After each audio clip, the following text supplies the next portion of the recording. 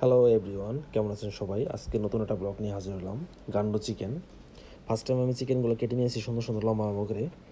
এখন চিকেনগুলোর উপরে চিনি, লবণ, টেস্টিং সল্ট, হোয়াইট পেপার, তার বিভিন্ন ধরনের যে মশলাগুলো আছে এগুলো দিয়ে আমি সুন্দর করে চিকেনটা ম্যারিনেট করব।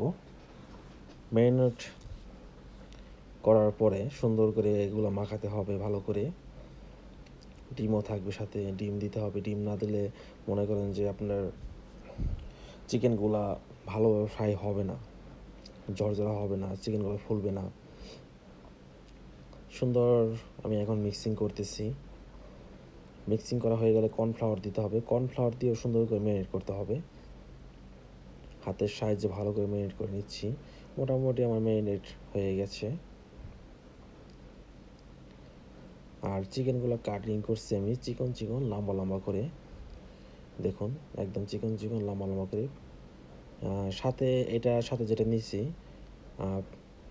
পেঁয়াজ, শসা, ক্যাপসিকাম সাদা, তারপর ক্যাপসিকাম গ্রিন কালার আর রেড কালার।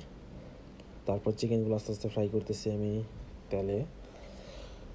অনেকক্ষণ ফ্রাই করতে হবে যেহেতু চিকেনগুলা ড্রাই করতে হবে, শক্ত করতে হবে, বাদামি কালার আসবে। ভালোভাবে নাড়তে হবে যে একটা সাথে একটা না লাগে।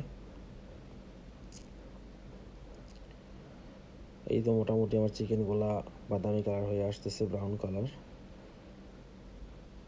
চিকেনগুলা মোটামুটি হয়ে গেছে। এখন আমি চিকেনগুলা একটা সাথে তুলে নেব। এখন আমি এখানে আদা রসুন, তারপর hotpot sauce, chilli garlic sauce, যেই সসগুলো দেওয়ার দরকার এই চিকেনে সবগুলো দিয়ে দিয়েছি। সাথে একটু পানি দিয়েছি। তারপরে চিনি, লবণ, টেস্টিং সল্ট, আরও যে মশলাগুলো থাকে ওগুলো দিয়ে দিছি। এখন পেঁয়াজটা দিয়ে দিলাম।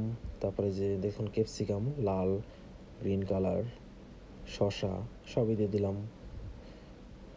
এগুলো আর একটু হালকাই করে নিতে হবে যেহেতু এগুলো কাঁচা।